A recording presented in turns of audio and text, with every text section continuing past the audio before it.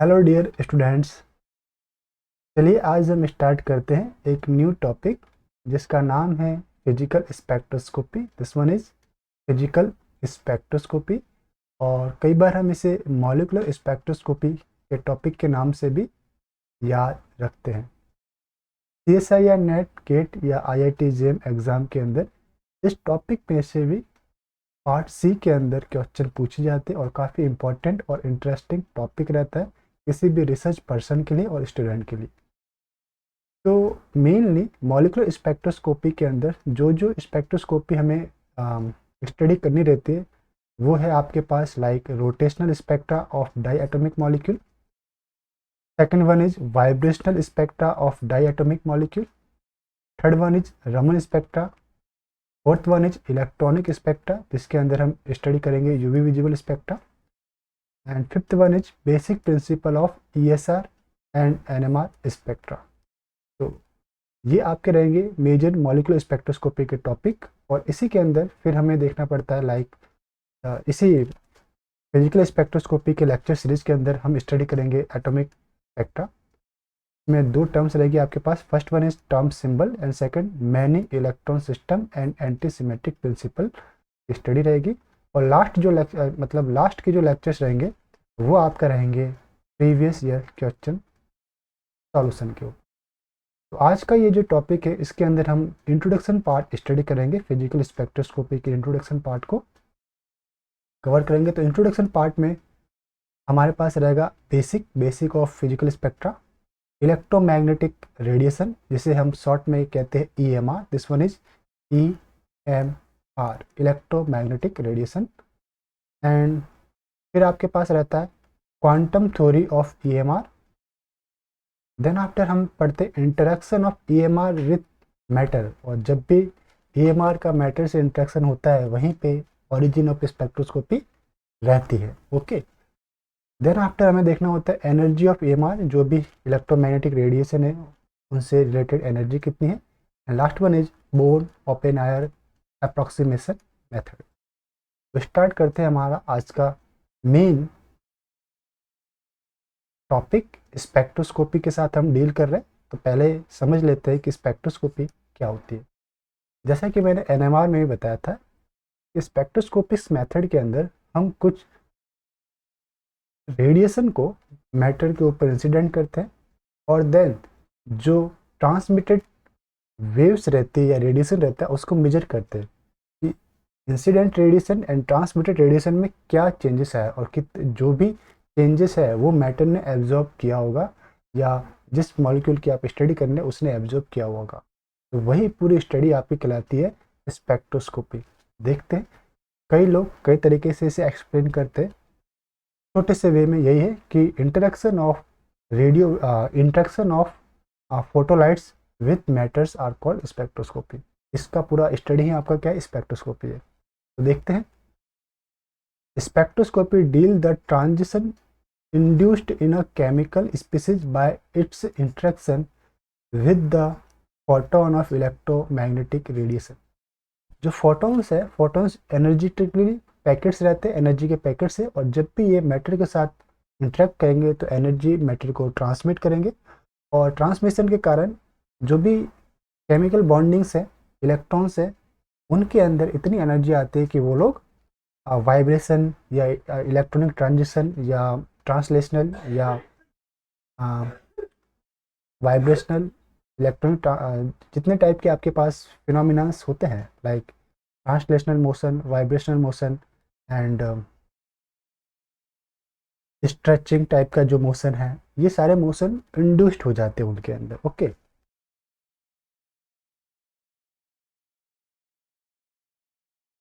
फिर है आपके पास spectroscopy technique are generally used to measure the energy difference between various molecular energy level and to determine the atomic or molecular structure। यानी कि main क्या है इसका पर्पज, हमें एनर्जी डिफरेंस फाइंड आउट करना है वेरियस मॉलिकुलर एनर्जी लेवल में। कौन कौन से मॉलिकुलर एनर्जी लेवल हो सकते हैं, या तो उसका नीचे हमने नेम लिखा हुआ है वन बाय वन, उसके हिसाब से हम लोग देख लेंगे। देखते हैं इस वन वाइब्रेशनल लेवल्स रह सकते हैं, इलेक्ट्रॉनिक मोशन के लेवल्स रह सकते हैं। ओके, ये सारे एनर्जी लेवल रहते हैं। The instrument used in such studies are called spectrophotometer, यानी जो इंस्ट्रूमेंट यूज होता है उसको हम क्या कहते हैं, spectrophotometer. And spectrum of the molecules are presented as a continuous graph obtained by plotting either absorption or transmittance of EMR as a function of wavelength or wave number over a particular range। या तो आपका wavelength lambda के बीच में हो सकता है, या फिर आपका वेव नंबर यानी कि न्यू बार के बीच में आपका ग्राफ हो सकता है। ओके, लैम्डा न्यू बार किसके रेस्पेक्ट में, आपका एमिटेड लाइट या फिर एब्जॉर्बेड लाइट के रेस्पेक्ट में। अब आपके पास मेन चीज़ रहता है इलेक्ट्रोमैग्नेटिक रेडिएशन, जिसका हम यूज करते हैं किसी भी स्पेक्ट्रोस्कोपिक में। इन्हीं रेस को हम मॉलिक्यूल के ऊपर इंसिडेंट करवाते हैं। इलेक्ट्रोमैग्नेटिक रेडिएशन शॉर्ट में इसे कहते हैं ईएमआर। तो ईएमआर में क्या रहता है, आपका इलेक्ट्रिक एंड मैग्नेटिक फील्ड एक दूसरे के परपेंडिकुलर रहते हैं, और ये साथ में प्रोपगेशन के डायरेक्शन के भी परपेंडिकुलर रहते हैं। तो लाइट जो रहती है आपकी इज नोन एज ईएमआर। जो भी लाइट है आपकी इलेक्ट्रोमैग्नेटिक रेडिएशन है। It is contain both electric as well as magnetic component. According to Maxwell 1864, EMR is made up of two mutually perpendicular sinusoidal, यानी कि साइन कर्व में रहता है ये, oscillating electric and magnetic field in a plane. It means आपका जो EMR है वो साइनोसॉइडल कर्व रहता है। एक ये जो क्रॉस्ड लाइन है आपका रिप्रेजेंट करेगा मैग्नेटिक फील्ड को, और विदाउट क्रॉस लाइन आपका रिप्रेजेंट करेगा इलेक्ट्रिक फील्ड को। ये आपका रिप्रेजेंट कर रहा है मैग्नेटिक फील्ड को, और दूसरा रिप्रेजेंट कर रहा है आपका इलेक्ट्रिक कर्व को। दोनों एक दूसरे के परपेंडिकुलर है। ओके, और ये जो आपकी एक्स डायरेक्शन है ये इसकी मूवमेंट का डायरेक्शन है, इसके भी ये परपेंडिकुलर्स रहते हैं, इस परपेंडिकुलर्स रहते हैं। इस टाइप से 390 डिग्री के एंगल आपको यहाँ पे देखने को मिलते हैं। अब यहाँ पे रहता है कि जो नॉर्मल साइन कर्व है उसको हम इस टाइप से रिप्रेजेंट करते हैं। इनमें ये जो हाइट आपको दिखाई दे रही है इसको हम कहते हैं amplitude of wave. Okay, this one is amplitude of wave. और दो ट्रब्स या दो क्रस्ट के बीच की जो लेंथ होती है उससे हम कहते हैं वेव लेंथ। इसे रिप्रेजेंट करते हैं लैम्डा से। और ये आपका है साइन कर्व। क्या है, किसी वेव का साइन कर्व, वेव का साइन कर्व। ओके, अब आपकी जो ईएमआर है, ईएमआर सोर्स ड्यूल नेचर, जो कि डी ब्रॉग्ली ड्यूल नेचर के अकॉर्डिंग जो भी आपका मैटर है वो act as a wave nature और act as a particle nature. तो इसी टाइप से जो ईएमआर है आप उसे वेव भी मान सकते हो और पार्टिकल भी मान सकते हो। EMR source dual nature, wave and particle nature, wave and particle. EMR source wave nature, then velocity of waves क्या रहेगी आपकी। तो वेलोसिटी ऑफ वेव निकालने के लिए आपको डील करना पड़ेगा nu equals to v equals to nu lambda, या फिर हम सीधा लिख सकते हैं कि nu equals to c upon lambda से वेलोसिटी सी आपकी रहेगी न्यू लैम्डा। ओके, यहाँ पे v लिखा है, this v equals to nu lambda. अगर वेव की तरह ईएमआर रहती है तो इसकी वेलोसिटी रहेगी c equals to nu lambda. Nu इसकी फ्रीक्वेंसी है। ओके, तो c equals to nu lambda. c क्या आपकी वेलोसिटी ऑफ लाइट, न्यू क्या फ्रीक्वेंसी ऑफ रेडिएशन, और लैम्डा क्या वेव लेंथ ऑफ इस वेव की वेवलेंथ। ओके, ईएमआर की वेवलेंथ, दिस वन। तो ये सारे के सारे आपके पास सिंबल्स आपको पता होना चाहिए। और वेलोसिटी ऑफ लाइट हम अप्रॉक्सीमेट 3 × 10⁻10 सेंटीमीटर पर सेकंड लेकर चलते हैं। और वेव नंबर क्या रहता है आपके पास, ये सारे हमने एनएमआर में के अंदर भी हमको बताया था आपको। तो वेव नंबर जो है वो लैम्डा का इन्वर्स या 1/λ की जो वैल्यू आती है वो वेव नंबर ही रहता है। यानी कि यूनिट लेंथ में या उसके वेव लेंथ के अकॉर्डिंग लेंथ में कितने वेव्स आ सकती है। ओके, या कितनी वेव्स आ सकती है। तो ये था आपका न्यू बार से हम रिप्रेजेंट करते हैं 1/λ। तो वेव लेंथ की जो यूनिट रहती है वो रहती है आपका सेंटीमीटर या मीटर। फ्रिक्वेंसी की यूनिट रहती है पर सेकंड या हर्ट्ज या फिर साइकिल पर सेकंड CPS। वेव नंबर की आपकी यूनिट आएगी पर सेंटीमीटर, सेंटीमीटर इनवर्स या मीटर इनवर्स। क्यों? क्योंकि ये जो वेव नंबर है आपका 1/λ है, तो 1/λ की यूनिट सेंटीमीटर, तो सेंटीमीटर आपको चला जाएगा ऊपर, सेंटीमीटर इनवर्स। अब रहता है आपके कुछ कन्वर्जन। 1 किलो हर्ट्ज आपका इक्वल्स रहेगा 10⁻³ हर्ट्ज के बराबर, या हम इसे शॉर्ट में किलो हर्ट्ज को KHG के रूप में लिख सकते हैं। मेगा हर्ट्ज 10⁻6 हर्ट्ज के रूप में रहेगा, और गीगा हर्ट्ज 10⁻9 हर्ट्ज के रूप में रहता है, जिसे हम कैपिटल GHG रिप्रेजेंट कर सकते हैं, कैपिटल GHZ। अब है क्वांटम थ्योरी ऑफ EMR।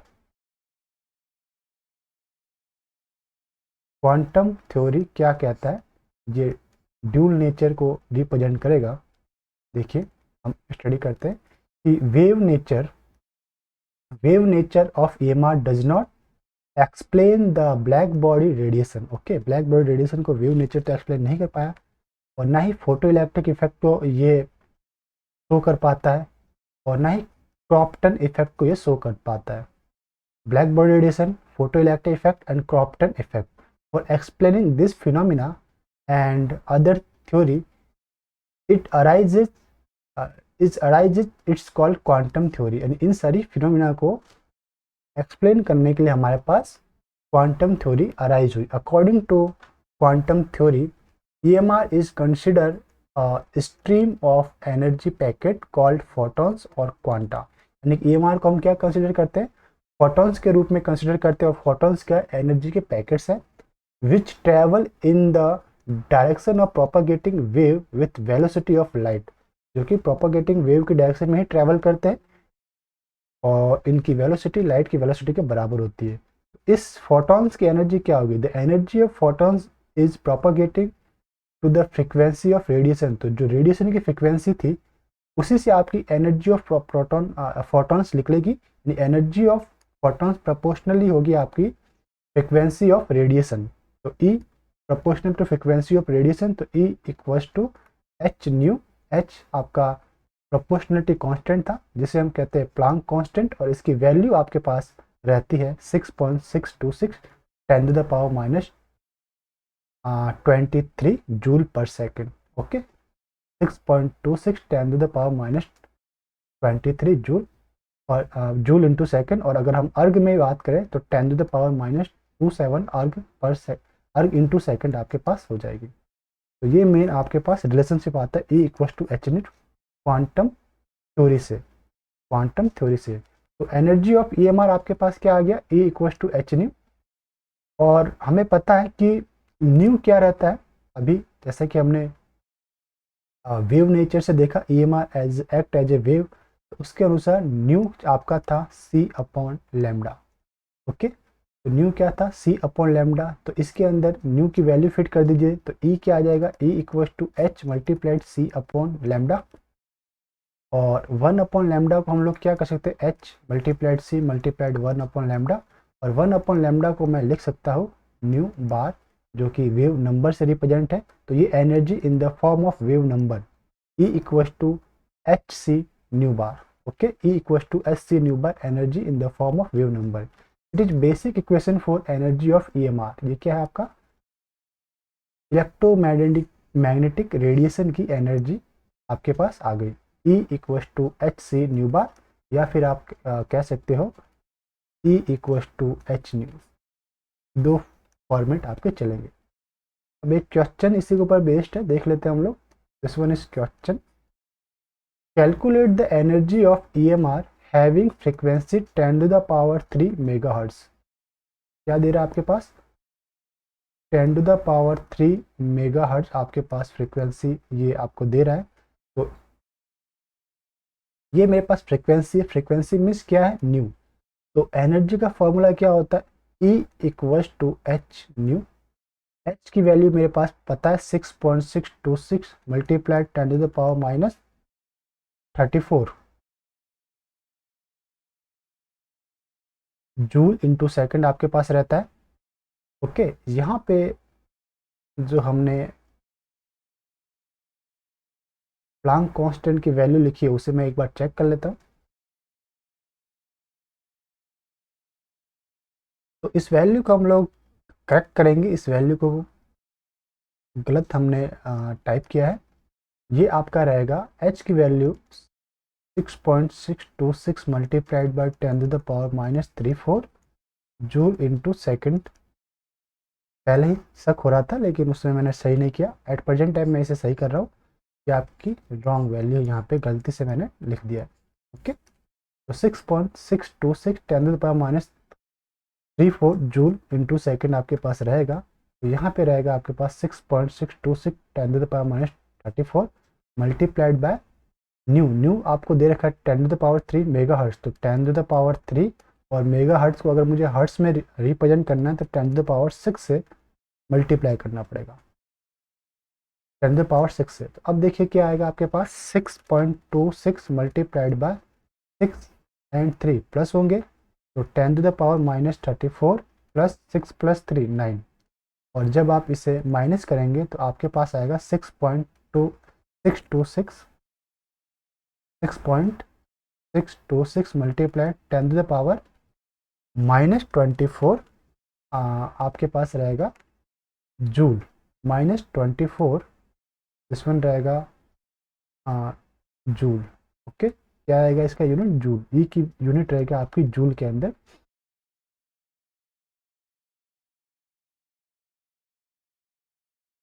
और अगर मैं इसको बदलना चाहूँ जूल पर मोल में तो मुझे इसको डिवाइड करना पड़ेगा 1 मोल की वैल्यू से। It means to convert it joule per mole we multiply by it is Avogadro. ये आपका किसके लिए था, एक मॉलिक्यूल के लिए था। अगर 1 मोल मॉलिक्यूल के लिए मुझे फाइंड आउट करना है तो इसे किससे डिवाइड करना पड़ेगा, आवागाद्रो नंबर से। 6 पॉइंट डिवाइड नहीं मल्टीप्लाई करना पड़ेगा। ये तो एक मॉलिक्यूल के लिए है या एक फोटॉन के लिए है। और 1 मोल के अंदर कितने फोटॉन होते हैं, 6.022 मल्टीप्लाइड बाय 10⁻23 मॉलिक्यूल्स या फोटॉन्स रहते हैं। तो इससे अगर हम मल्टीप्लाई कर दें तो जो एनर्जी आएगी वो आएगी आपकी जूल पर मोल, यानी 1 मोल की एनर्जी आपके पास रहेगी। और वो आ जाएगी आपकी, अगर 6.626 मल्टीप्लाइड बाई 10⁻⁻25, इसको हमने मल्टीप्लाई किया आवागाद्रो नंबर से, और ये सारे की वैल्यू फिर आएगी आपके पास 39.90 मल्टीप्लाइड बाय 10⁻⁻25। नॉट 25, यहाँ पे 25 नहीं आएगी, ओनली 10⁻⁻2 है ये। और जूल पर मोल लिखा है, this one is joule per mole, joule पर। ओके, तो करेक्ट आंसर रहेगा आपके पास 0.399 जूल पर मोल। ये जो एनर्जी है वो 1 मोल फोटॉन्स की है। ये क्या एनर्जी है, 1 मोल फोटॉन्स एनर्जी जो है आपके पास वो है आपके पास 0.399 जूल पर मोल। ओके, नेक्स्ट हम आपके पास जो क्वेश्चन पूछे आपसे, क्वेश्चन है calculate energy of EMR having wavelength 1986 angstrom. अब वेवलेंथ दे रखा है आपके पास, तो लैम्डा इक्वल्स टू 1986 एंगस्ट्रॉन को मीटर में चेंज करो तो 10⁻⁻10 मीटर। और वापस से मीटर को सेंटीमीटर में चेंज करने के लिए 100 से मल्टीप्लाई करना पड़ेगा। तो आपको आ जाएगी 1986 मल्टीप्लाइड 10⁻⁻10 मल्टीप्लाइड बाय 100। तो ये आएगा आपका 1986 मल्टीप्लाइड 10⁻⁸ सेंटीमीटर। ओके, अब चूंकि मुझे एनर्जी पूछी है और एनर्जी का फॉर्मूला होता है E equals to H nu, and nu की जगह आपको लिखना है H multiply C upon lambda. Okay, lambda और C दोनों की यूनिट सेम होनी चाहिए। अगर C को आप मीटर में ले रहे हो तो लैम्डा को भी आपको मीटर में लेना है। अगर C को आप सेंटीमीटर में ले रहे हैं तो लैम्डा को भी सेंटीमीटर में लेना है। तो मैंने दोनों ही यूनिट लिख दी है, ये लैम्डा मीटर में है और ये लैम्डा सेंटीमीटर में है। तो हमने अकॉर्डिंग टू जो स्क्रीन के ऊपर जो कैलकुलेशन है वो हमने किया है मीटर से। तो मीटर के अंदर ही हम लैम्डा की वैल्यू पुट करेंगे। फर्स्ट वैल्यू है आपके पास h की 6.626 10⁻⁻34 मल्टीप्लाइड बाय C की वैल्यू 3 × 10⁸ अपॉन नीचे आपके पास लैम्डा की वैल्यू 1986 मल्टीप्लाई 10⁻⁻10। माइनस वाले को आप ऊपर लेके जाएंगे तो प्लस का होगा। तो पहले स्टेप में क्या किया है, पहले स्टेप में आपके पास है 6.626 का 3 से मल्टीप्लाई, तो 19.878 और -34 और 8 को जब इसने ऐड किया तो -26 आएगा और नीचे रहेगा 1986, इसको हमने लिखा है 19.86 मल्टीप्लाइड बाय 10⁻⁻8 रहेगा। कितना रहेगा, क्योंकि 10⁻⁻2 से तो मैंने इसको डिवाइड कर दिया, इसलिए 10⁻⁻8 रहेगा। अब इसे आप ले जाओ ऊपर तो समथिंग इस टाइप से बनेगा आपका रिलेशन।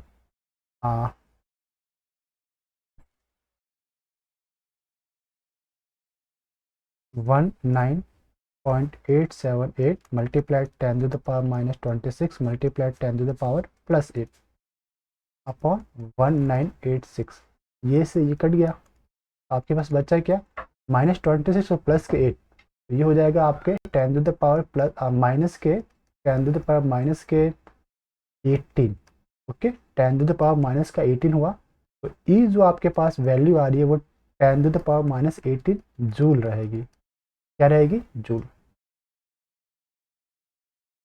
और जो कांस्टेंट वैल्यू है एच सी की, अगर आप चाहे तो डायरेक्ट भी याद रख सकते हैं कि प्लांक कांस्टेंट और वेलोसिटी की जो वैल्यू है वो रहती है आपके पास 11.96 जूल पर मोल।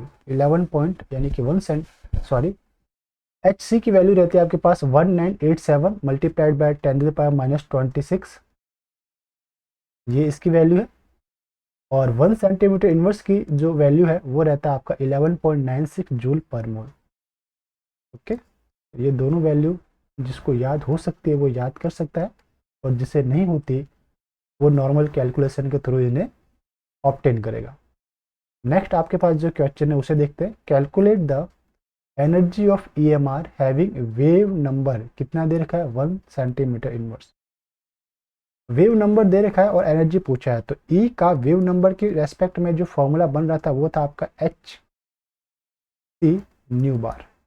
ओके, एच सी न्यू बार।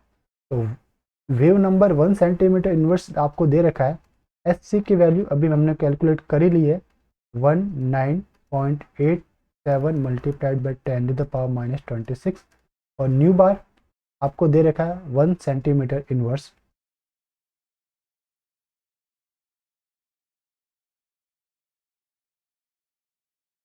कितना दे रखा है, 1 सेंटीमीटर इनवर्स, तो आपने इसको मल्टीप्लाई कर दिया 1 से। ओके, तो ये सारी की सारी वैल्यू जब आप मल्टीप्लाइड करेंगे, सॉरी, हम लोग नॉर्मल मेथड से ही करते, जो भी हमारा मेथड था कि E equals to H C and then after nu bar. तो एच की वैल्यू यहाँ पे लिखिए 6.626 multiplied by 10⁻⁻34 joule, joule per second. Then after C की value 3 into 10⁸ metre per second, और न्यू बार हमने लिया 1 सेंटीमीटर इनवर्स। तो अब 1 सेंटीमीटर इनवर्स को, अब सेंटीमीटर इनवर्स के अंदर अगर यूनिट है तो मीटर को भी आपको सेंटीमीटर में बदलना पड़ेगा। 10⁸ जो है वो 10⁻10 सेंटीमीटर के अंदर कन्वर्ट हो जाएगा। सेकंड से सेकंड कट गया, सेंटीमीटर तो दिस सेंटीमीटर जो अपॉन में है वो कट गया आपके पास। तो वैल्यू कितनी आई, दिस वन आपके पास आएगी 19.87 multiplied bye 10⁻⁻24, this -34 and this 10, आपका क्या आएगा, -24 जूल। ओके, अब आपके पास ये तो आई एक फोटोन के लिए। 1 मोल फोटोन के लिए अगर आपको फाइंड करनी है तो इसको 6.02 मल्टीप्लाइड बाय 10⁻23 से मल्टीप्लाई करना पड़ेगा। तो ये आएगी आपके पास 11.96 जूल पर मोल। ओके, कितने आएगी, 11.96 जूल पर मोल।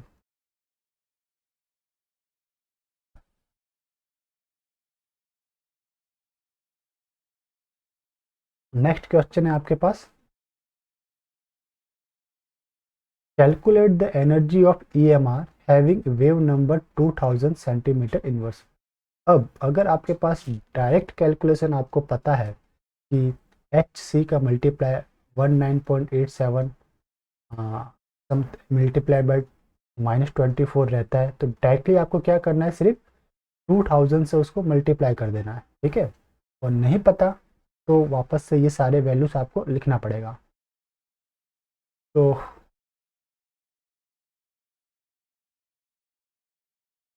हम क्या करते हैं कि वैल्यूज़ को दोबारा नहीं लिखते, इसमें कैलकुलेशन में यहाँ पे कुछ रॉन्ग से, सिर्फ आंसर इसका सही निकला हुआ है। देखिए E equals to H nu रहता है आपका, और E equals to H C upon lambda, E equals to H C nu bar. अब न्यू बार 2000 सेंटीमीटर इनवर्स है, और एच सी की वैल्यू मुझे पता है कितना है, 19.87 multiplied by 10 to the power, अभी हमने यहाँ पे लिखा था 10 to the power 26,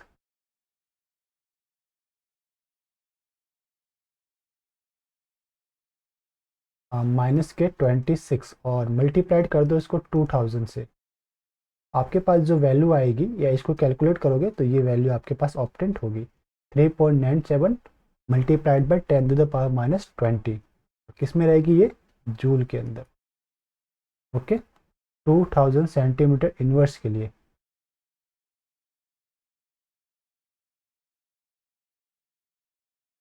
next question आपके पास है, calculate the lambda of having 50 joule mole, यानी कि एनर्जी आपको गिवन है, एनर्जी आपको गिवन है और लैम्डा की वैल्यू पूछी है। तो रिलेशन क्या होता है, E equals to H C upon lambda. तो लैम्डा की वैल्यू क्या आएगी, एच सी अपॉन ई, और एच सी की वैल्यू भी आपको पता ही है, एच सी की डायरेक्ट कैलकुलेटेड वैल्यू रहती है 19.87 multiplied by 10 to the power -26, और ई की वैल्यू इसने दी है 50 जूल पर मोल। और 50 जूल पर मोल है, तो मोल को हटाने के लिए ये जूल पर मोल होगा, 50 जूल पर मोल है, तो मोल को हटाने के लिए आपको इट मीन्स हम ये समझ सकते हैं कि जो 50 जूल है वो कितने एटम्स की एनर्जी ये बता रहा है, यानी कि 6.02 multiplied 10 to the power 23 photons की एनर्जी 50 जूल है। तो एक फोटोन की एनर्जी कितनी होगी, 50 upon 6.02 multiplied 10 to the power 23, यानी कि मुझे यहाँ पे लिखना 50 upon 6.02 multiplied 10 to the power 23, तो ये सारा का सारी वैल्यू ऊपर चली जाएगी, ओके। तो मैं क्या करता हूँ, इसको यहाँ पे लिख देता हूँ 6.02 मल्टीप्लाइड 10 टू द पावर 23। अब जो कैलकुलेशन आपके पास आएगा वो क्या रहेगा, देखिए दिस वन,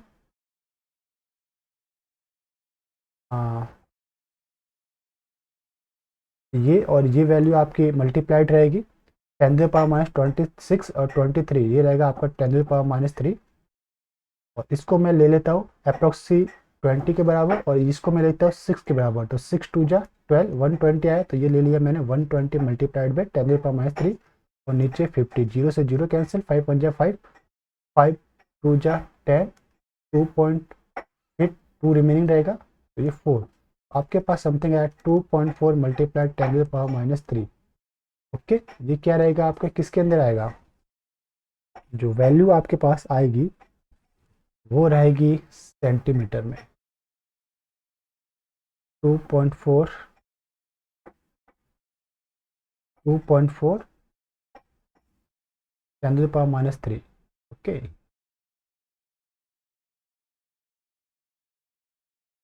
तो आपके पास लैम्डा की वैल्यू क्या रहेगी, अगर से, यस यही आपकी लैम्डा की वैल्यू है, ठीक। अब एक आपको दे रखा है कि E equals to H C nu bar है, न्यू बार की value, nu bar wave number,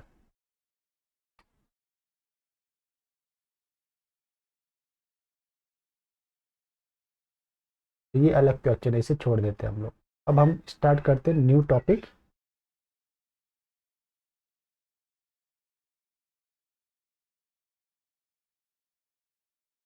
interaction of EMR with matter. EMR का मैटर के साथ इंटरेक्शन होता है तो किस टाइप के फिनोमिना होंगे, और यही आपका स्पेक्ट्रोस्कोपी का थंब रूल रहेगा। ओके, लाइक देखिए इसमें क्या होगा, आपके पास एक सोर्स है, आपके पास मोनोक्रोमेटर जो फोटोन सोर्स है, फोटोन एमिट करेगा।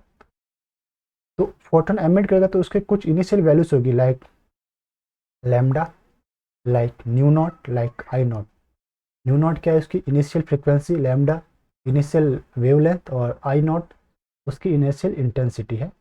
आपके पास बीच में सैंपल है, ये सैंपल के ऊपर इंसिडेंट करेगा और फिर यह ट्रांसमिशन होगा इसका। तो दो टाइप के फिनोमिना होगा, जब सैंपल के थ्रू ये इंसिडेंट करता है, सैंपल के साथ ये कोलाइड करता है, सैंपल के थ्रू आउट पास होता है, तो मे बी आपके पास क्या होगा, फ्लोरोसेंस और फास्फोरोसेंस, टू टाइप के फिनोमिना ऑकर हो सकते हैं। अब्जॉर्प्शन हो सकता है, रीले स्कैटरिंग हो सकता है, या रमन स्कैटरिंग हो सकता है। अब ये रीले एंड रमन स्कैटरिंग किस टाइप से रहता है? रीले स्कैटरिंग में आपका जो स्कैटर्ड लाइट की फ्रिक्वेंसी रहती है वो इनिशियल लाइट की फ्रिक्वेंसी के सेम रहती है, यानी nu equal to nu naught. और रमन में क्या होता है, स्कैटर्ड लाइट की फ्रिक्वेंसी इनिशियल लाइट या इंसिडेंट लाइट की फ्रिक्वेंसी से कम या ज़्यादा हो सकती है। दिस वन, ये कम, nu nought plus minus nu, कम या ज़्यादा हो सकती है। तो देखिए पॉइंट वाइज हमने यहाँ पे नोट डाउन किया है। The direction of incident beam of light can change bye reflection or refraction. Okay, the direction of incident beam of light can change by reflection and refraction. Second point, the scattered light may exhibit the same frequency as incident light, which is referred as relay scattering. अगर आपकी scattered light की frequency same रहती है as incident light की, तो हम इसे क्या कहते हैं, रीले स्कैटरिंग कहते हैं। जैसा कि मैंने अभी आपको नोट बताया, this one is Rayleigh scattering. Okay, third point हमारे पास क्या है, if the scattered beam exhibit either higher और lower frequency, it is called Raman scattering. Okay, ये क्या कहलाएगा, आपकी Raman scattering. Higher frequency light gives anti stock lines and lower frequency gives stokes line. ये भी आपके दो पॉइंट रहते हैं, कई बार पूछे जाते हैं कि higher frequency light gives anti stock lines, while lower frequency light gives Stokes lines. तो आपके पास टू टाइप की रमन स्पेक्ट्रम में लाइन्स होती है, एक anti stoke, second stoke lines. Okay, stoke lines. Fourth point है आपके पास, if incident beam is plane polarised light, the plane of polarisation may be rotated by passing through compound. यानी कि प्लेन पोलराइज लाइट के plane को आप change कर सकते हो कंपाउंड से पास करके, लाइक कायरल मॉलिक्यूल जो रहते हैं वो प्लेन पोलराइज लाइट को रोटेट कर सकते हैं। ओके,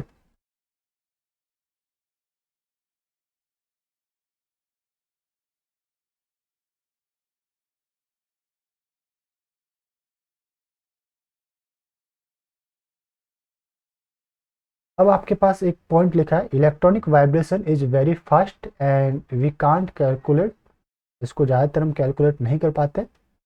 फिफ्थ आपके पास जो पॉइंट है, दिस वन, इसे देखिए, the intensity of incident beam gate reduced far even disappear, या तो रिड्यूस हो सकती है या फिर डिसअपेयर हो सकती है व्हेन पास्ड थ्रू सब्सटेंस, जब सब्सटेंस से पास होती है। और इस फिनोमिना को हम कहते हैं एब्जॉर्प्शन, क्योंकि मॉलिक्यूल जो रहते हैं वो कुछ ना कुछ एनर्जी फोटॉन्स को ईएमआर में से एब्जॉर्ब करते हैं, कुछ ना कुछ वो लेते हैं।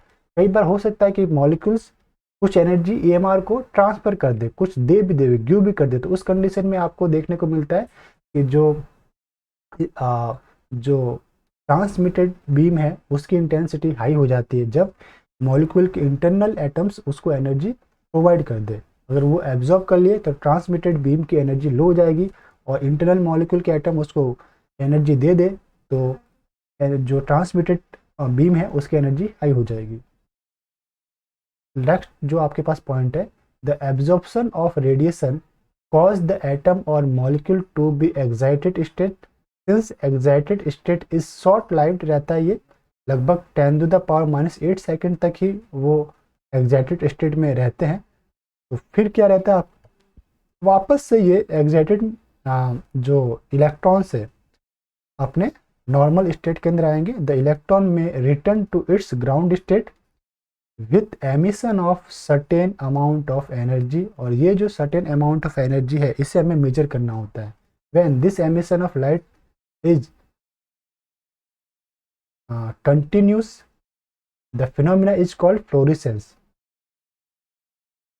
If delayed it is called phosphorescence. अगर कंटिन्यूस है लाइट इज इंस्टेंटेनियस, यानी कि उसके बीच में हम डिफ्रेंशिएट नहीं कर सकते कि भाई इसने देरी की है, तो ये आपका कंटिन्यूस या फिर इंस्टेंटेनियस यानी without any delay. Instantaneous means without any delay है, तो ये फिनोमिना कहलाएगा आपका फ्लोरेसेंस। और कुछ टाइम के बाद वो वापस से एनर्जी एमिट कर रहा है। If delayed it is called phosphorescence. Okay, तो टू टाइप के आपके पास फिनोमिना होते हैं एब्जॉर्प्शन में। एक रहता है फ्लोरेसेंस, दूसरा है आपका फास्फोरेसेंस। ज़्यादातर आपको फ्लोरेसेंस देखने को मिलता है। नेक्स्ट जो आपके पास है Born Oppenheimer approximation. Born Oppenheimer approximation काफ़ी इंपॉर्टेंट है। ये क्या कहता है कि जो टोटल एनर्जी या तो जो ऑब्जॉर्ब होती है ईएमआर में से कोई सैंपल मॉलिक्यूल, जो एनर्जी एब्जॉर्ब करेंगे वो कहाँ कहाँ पे यूज होती है, उसके ट्रांसलेशनल मोशन में, वाइब्रेशनल मोशन में, रोटेशनल मोशन में, इलेक्ट्रॉनिक मोशन में, स्पिन मोशन में और न्यूक्लियर मोशन में। तो देखिए कि E total equals to E translational, E vibrational plus E rotational plus E electronic plus E spin plus E nuclear. अब इनमें से भी जो सबसे ज़्यादा एनर्जी कंज्यूम होती है वो आपका रहता है इलेक्ट्रॉनिक मोशन में। ओके, इलेक्ट्रॉनिक ट्रांजिशन में। तो इलेक्ट्रॉनिक ट्रांजिशन की जो एनर्जी है वो ग्रेटर देन रहती है आपका ई वाइब्रेशनल, और ये आपकी रहती है ग्रेटर देन ई रोटेशनल, और ये आपकी रहती है greater than translational motion. Electronic motion, vibrational, rotational and translation. तो ये थ्योरी किसने दी थी? बोन ओपन हायर ने। According to Born Oppenheimer approximation कि ई टोटल में सिर्फ आपको कंसिडर करना ई इलेक्ट्रॉनिक को प्लस ई वाइब्रेशन को प्लस ई रोटेशन को, ट्रांसलेशन को भी हम एमिट कर देते। तो तीन चीज़ें आ गई, E total equals to E electronic plus E vibrational energy plus E rotational energy. ये आपका था बोन ओपन हायर अप्रोक्सीमेशन। तो ये एनर्जी लेवल्स आपके पास बनेंगे। देखिए ये ग्राउंड स्टेट इलेक्ट्रॉनिक स्टेट है। एक इलेक्ट्रॉनिक स्टेट में आपके पास वाइब्रेशनल स्टेट होंगे like V equals to 0, V equals to 1, V equals to 2। ये क्या शो कर रहे हैं? वाइब्रेशनल स्टेट शो कर रहे हैं, वाइब्रेशनल एनर्जी लेवल। ये है आपके पास इलेक्ट्रॉनिक एनर्जी लेवल जिसे हम N equals to 0, N equals to 1 से शो करते हैं। वाइब्रेशनल को V equals to 0, V equals to 1 से शो करते हैं। अब ये ground state N equals to 0 में वाइब्रेशनल स्टेट है, V equals to 0, V equals to 1, V equals to 2। और एक वाइब्रेशनल स्टेट के अंदर रोटेशनल स्टेट होता है जिसे हम शो करते हैं J से, J equals to 0, J equals to 1। तो ये आपके पास क्या है? Rotational energy level. This one is rotational energy level. इसको रिप्रेजेंट करते हैं J से। वाइब्रेशनल एनर्जी लेवल को हम किसके रिप्रेजेंट करते हैं? V से। वाइब्रेशनल एनर्जी लेवल, इसे हम रिप्रेजेंट करते हैं V से। और इलेक्ट्रॉनिक एनर्जी लेवल को, इलेक्ट्रॉनिक स्टेट को हम लोग रिप्रेजेंट करते हैं N से। तो ये है N इक्वल्स टू 0 के लिए, N इक्वल्स टू 1 के लिए, V equals to 0, V equals to 1, J0, J1, J2, J3। ये था आपका बोन अप्रोक्सीमेशन। अब है आपके पास क्लासिफिकेशन ऑफ स्पेक्ट्रा। ये टॉपिक हम नेक्स्ट लेक्चर के अंदर रिकॉर्ड करेंगे। आज के लेक्चर को हम लोग यहीं पे स्टॉप करते हैं। इस लेक्चर के अंदर जो टॉपिक्स हमने स्टडी किए वो कौन कौन से थे एक बार देख लेते हैं।